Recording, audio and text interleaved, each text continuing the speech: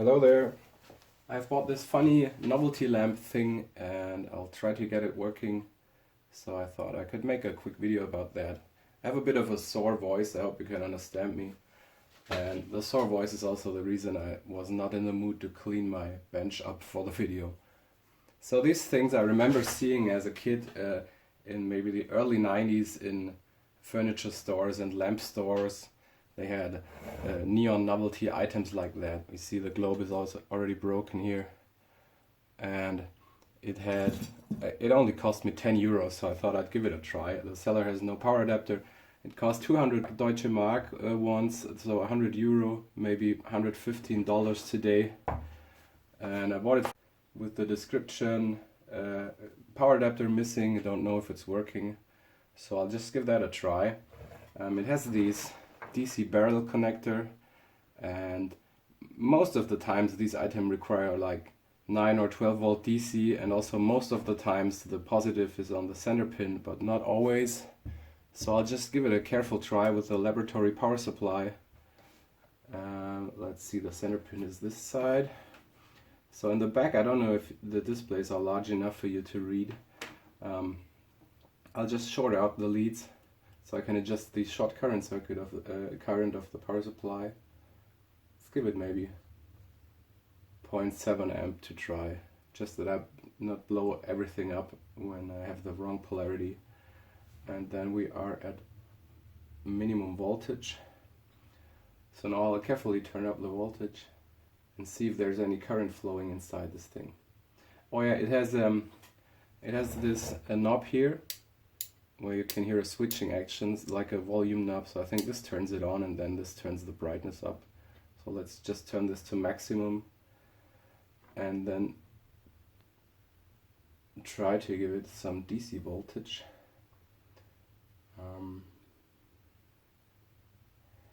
And you can see that this is not really zeroed, so 3 milliamp is zero, so there's no current at all going in.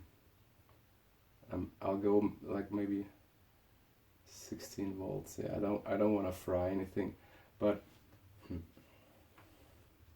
so either we have an interruption in the wire or the switch or something inside has failed. Now I'll reverse the polarity just to see if there is maybe a protection diode in series, so no current was flowing in. And now with this possibly the right polarity, let's just try again. It's on.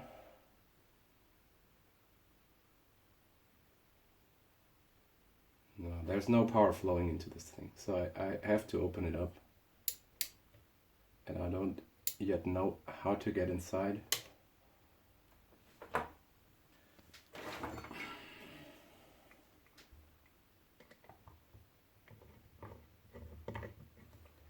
The screw turns, but doesn't come out. And it looks like this plastic disc here is glued into the metal cup. And then we have screws down here. I think these just hold the base plate.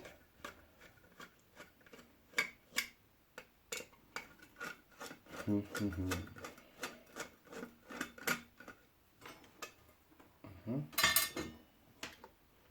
yeah, and this is the center screw.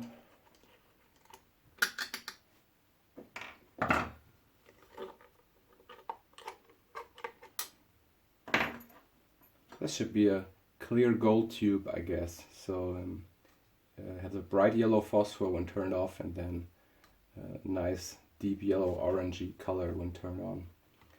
And I think this plastic disc is glued in, so this will be difficult to get out without breaking the tube. I'll see if I can get the screwdriver in that slot somewhere.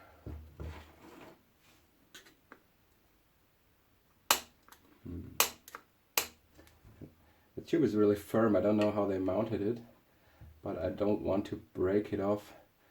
So maybe have to drill a little hole from the outside here so I can put the screwdriver in and push the plastic disc up like that.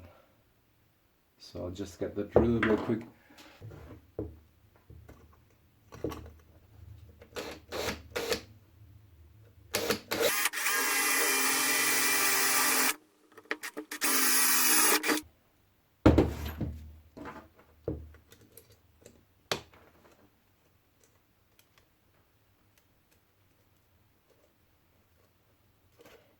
I'm really scared of... Hey, here we go. The tube is connected to that. Oh, okay. So we got a potentiometer in the base that just switches the power and limits. Looks like it limits the whole current going through to the circuit. And then we have a circuit here and a broken off wire here. Maybe that was going to the potentiometer.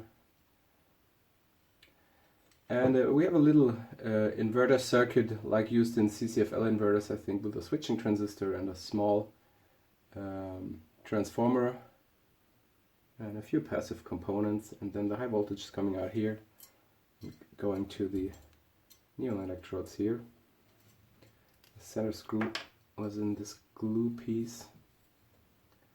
So I'll just try to figure out where this brown wire might have been broken off from the potentiometer, and maybe this is the fix already. So this potentiometer has a switch function where the thick black and red wire are soldered on that switches on and off with that clicking noise you hear in the 0 position, and then those little 3 tabs pointing towards us, that's the potentiometer function. And you see the brown wire is soldered to the left tab, the other brown wire is broken off the center tab, I think, and the right one is unused. So I'll just solder that brown wire to the center tab now and see if that does the trick. Alright, I resoldered all the tabs. They were all looking kind of strange and dull. And now let's give it a try.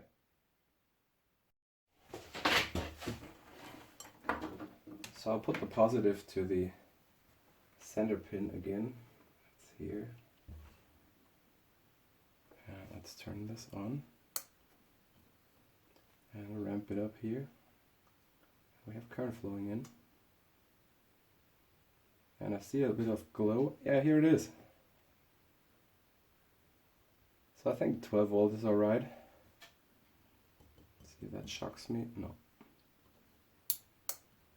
Yeah, that works. Let's just put it back together to see it with the globe.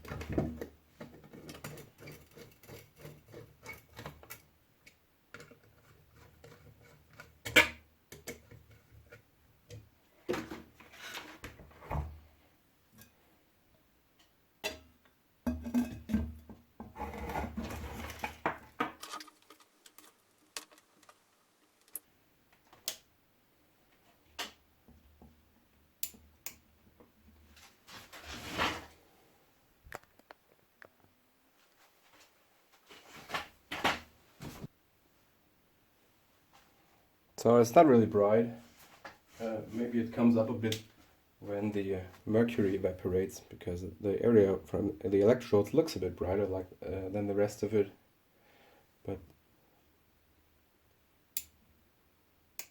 those are usually low milliamp items that work like 5 or a maximum of 10 milliamp. And it's a 10 millimeter glass tube. Cool. I didn't really need this item, I still just had to buy it when I saw it. Please write in the comments when you know this feeling. And that's it for today's video. Thanks for watching.